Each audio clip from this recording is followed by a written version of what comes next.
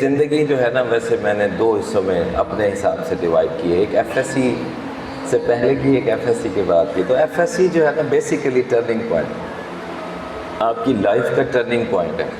جیسے 20 اوورز کا میچ اگر آپ کھیلتے ہیں اور آپ ٹاس ہار کے بیٹنگ بعد میں آپ کو ملی ہے مثال کے طور پہ، اور آپ کو 10 سکورز پر اوور کا ٹارگٹ ملا ہے، اور آپ جو ہے وہ پہلے 4-5 اوورز میں 3 یا 4 سکور بنا رہے ہیں، تو ایٹ دا اینڈ وہ ٹارگٹ جو ہے وہ 10 سکورز پہ تو نہیں رہے گا،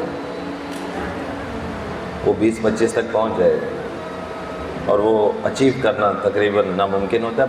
بہت سارے جو کرکٹ کے وہ جاننے والے وہ کہتے ہیں پہلے 5 اوور میں ہی فیصلہ ہو گیا، ہم نے اس کے بعد میچ دیکھنا ہی بند کر دیا کہ ہار گئے.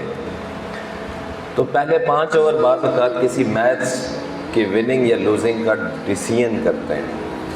تو آپ کے لائف کا ایک میچ ہے، اس میچ کو کھیلنے کے لیے آپ کے یہ پہلے 5 اوورز شروع ہونے والے ان 2 سالوں میں، یہ سمجھ لیجئے، جو اس میں اپنی ایوریج آپ اٹھا کے رکھیں گے، آپ شروع سے ہی محنت کریں گے، کیونکہ اللہ تعالیٰ نے سورہ بلد میں فرمایا ہے، بسم اللہ الرحمن الرحیم، لَقَدْ خَلَقْنَا الْإِنسَانَ فِي كَبَدٍ، کہ میں نے انسان کو مشقت میں پیدا کیا.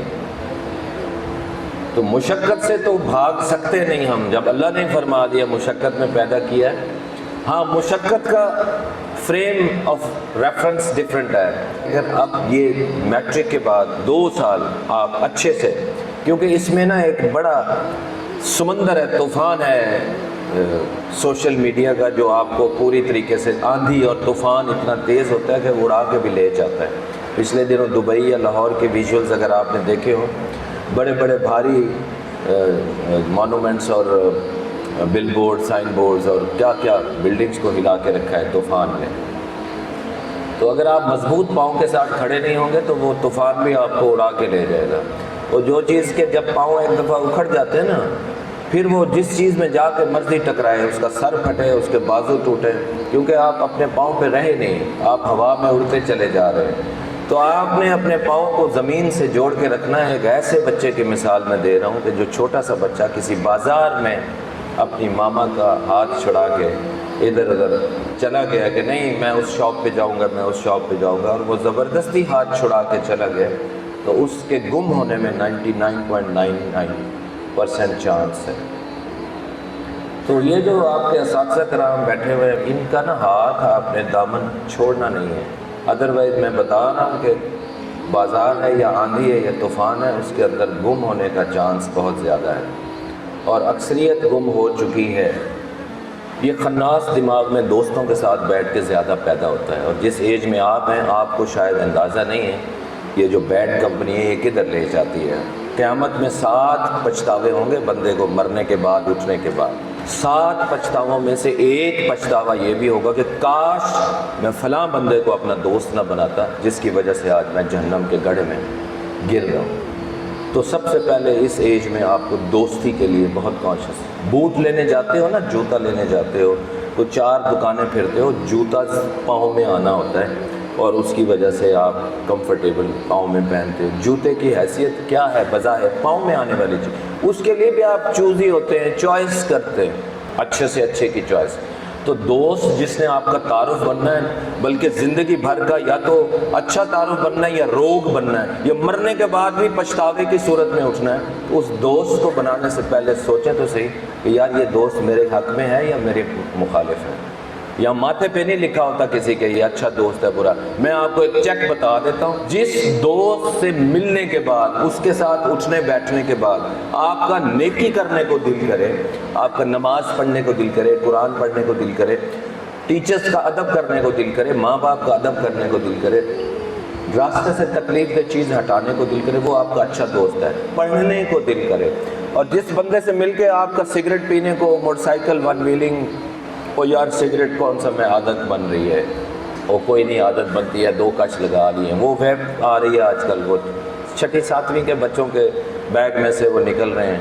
پچھلے دنوں ایک ماما کی کال آئی، 6ٹھی کا بچہ، آپ بلیو کریں گے، اور مجھے وہ کہتی ہے میرا بچہ ہے 7ویں کلاس میں، سگریٹ شروع کر چکا ہے، میرا دل کرتا ہے کہ اس کو میں شوٹ کر دوں. خود بھی گولی مار لوں اپنے آپ کو. یہ ماں کہتی ہے اپنے بچے کے بارے میں, اس کی حرکتیں ایسی ہیں. 6-7 کلاس کا بچہ ہے. تو یار زندگی ایک دفعہ ملی ہے, اس کو ایسے برباد نہ کریں. یہ مقصد پہ آ جائیں, 2 سال پلیز. زندگی آپ کی ٹریک پہ آ جائے گی انشاءاللہ. پھر آپ اپنے ٹیچرز کا دامن نہیں چھوڑنا.